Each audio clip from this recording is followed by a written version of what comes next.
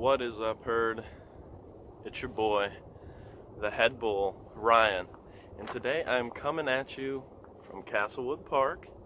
Everything's dead and gloomy. I figured today would be a perfect day to make a video about motivation.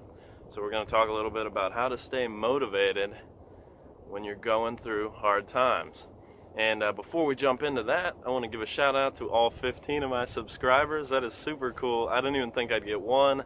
I'm making these videos for myself pretty much. So thanks for watching, and be sure to like and subscribe on this one too. But anyway, let's jump right into it. So how to stay motivated when you're going through tough times? It's a great question. Everybody struggles with it at one point or another. And I'll tell you a little bit about how I stay motivated. So basically, my first step when I'm having a bad day or a bad month or a bad year, you know, when I need to get up and I need to get motivated, is I just get up and I take 5 minutes to say, like, you know, things I'm thankful for. And no matter how miserable your life is or like how many, you know, down days you've had, there's always something there that you can be thankful for. You know, you can be thankful you have a roof over your head. You can be thankful you have a bed to lie down in every night. You can be thankful that you just woke up another day and can go and chase your dreams some more. So there's definitely always something you can do and be thankful for. And the reason I do that is it gets you out of that depressive mindset, and it gets you, you know, thinking of all the things you're happy for.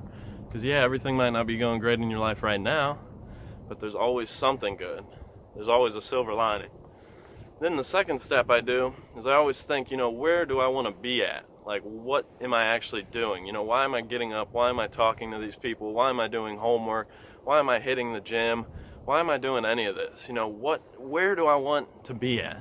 And it can be as selfish as you want. This is your dream, nobody else's. You know, if you want to be a multi-trillionaire and swim in gold and like have your shower spit out $100 bills, go for it, man. That's like a cool dream.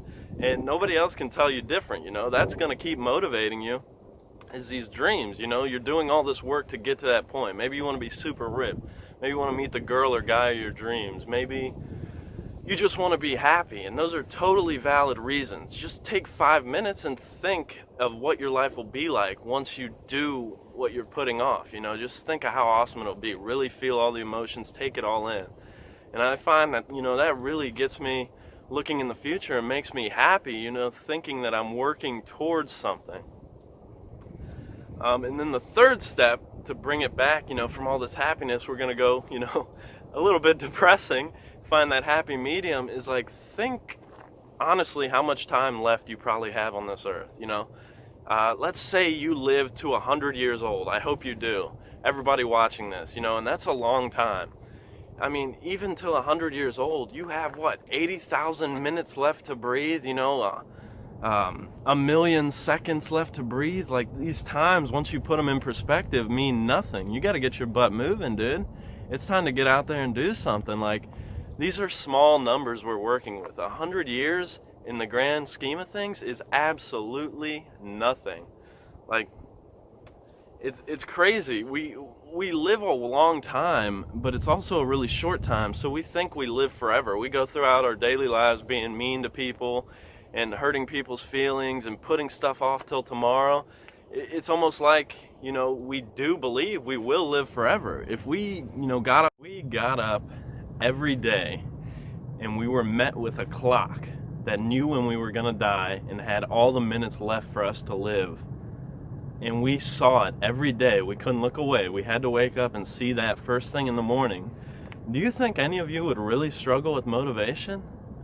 I don't think we would. I mean, you would see that time and you're like, dude, like 100,000 minutes left, like that's nothing, dude. Like, I better do something with my life. And that's kind of what I want. Like, that's kind of why, you know, I suggest you think about the end first, because it is the ultimate motivator. Our time is limited. You have to do it now if you're going to do it at all. And, you know, you can't put it off. I also find it like extremely freeing too, though, because like if you're ever worried about something like embarrassment or fear of failure or fear of rejection, or, you know, that's a source of why you're not motivated, is fear of something. The cool thing is we are gonna die. It's not gonna be like, you know, permanent. Like, nobody's going to be laughing at you forever. You're not going to feel this way forever.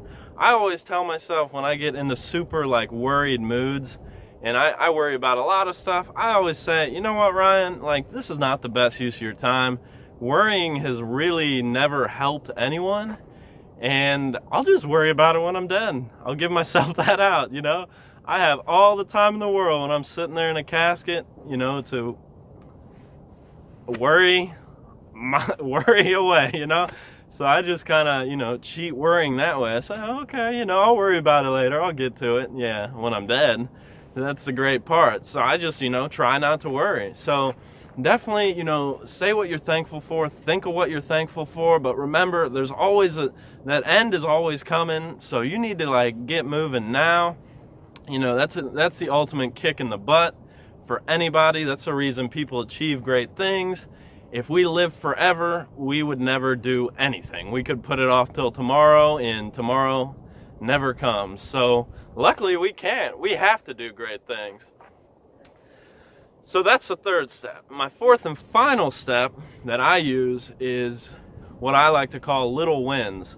So if you're having like a really, you know, rough time about things, or, you know, you're kind of depressed, you're not motivated, you can't really do anything, I do literally the smallest thing possible to say that, look, you know, I am winning already, but yeah, so I do the littlest thing I can think of just to say that I had it done. And there's actually a psychological effect called the winner's effect that says the more you win, the more you think you win, your brain floods you with dopamine and endorphins and makes you more likely to take risks and makes you more likely to win again. And there's a flip side to that too. It's called the loser effect. But the more you win, the more you set yourself up for bigger and better wins in the future. And it might not be that day, it might not be that month, but they'll definitely come. So, you know, I get up in the morning and I make my bed. It's nice because I have a bed made. And I think there's actually a YouTube video, University of Texas speaker, I think he was an admiral. He said, always make your bed in the morning, because you'll always feel like it's a small win. You accomplish your first task of the day. And if your day doesn't go so great, at least you can, you know, hang your head and have a made bed you can go cry in, which is totally true. But it just feels like you're doing something, you know. Get up, make your bed, brush your teeth, you know, shave. If you're a dude, you know, if you're a girl, maybe you still need to shave, you know, that can definitely be something too. But just get up there and do something, you know, do the dishes, rake your leaves. Even if you can't get out of bed, I don't know, maybe fluff your pillow up a little bit. Something that just kind of makes you a little happier and gives you a small little win. And then, you know, you made your bed, you've brushed your teeth, you've maybe, you know, cleaned up some dishes or something. You're starting to feel a little good. You're winning a little bit, and that, you know, gives you the extra push you need to go out and, you know, call the people you need to, talk to the people you need to, maybe hit the gym. Objects in motion tend to stay in motion, so that's pretty much why you do it. The more you move, the more you do, the more you're gonna want to do. You know, get in front of your homework, pick up a pencil, even if you don't want to look at it. Maybe just do one problem, maybe do like two, and they'll just start coming. That's what I do. Whenever I get up and I'm like nervous of calling people or getting on the phone or getting them to sign up on my app, you know, I say, okay, I can quit the day if I call one person. And of course, I call one person and it feels really good, even if they reject me. I say, okay, you know, I can quit the day, but, you know, I'm already in the mood. Let's call another person. Let's call another person. So just make little goals for yourself, and they'll help you get to those bigger goals. So that's kind of what I use for motivation. It's kind of 4 steps. I'm sure, you know, you guys might have different steps for yourself. Some of them might not work. Sometimes you might have to change the order of the steps, but that's what I use, and it seems to work pretty well. So get out there and do what you've been putting off, you know. This is your sign if you're looking for one. Where's my finger? There it is. You, right there. Get up and do what you need to do. So have a good day, guys. Remember to like, comment, comment, subscribe, you know, if you like what you're seeing. I'm just kind of spitting off my brain, thoughts I'm having, so thanks for watching. Have a good day, guys.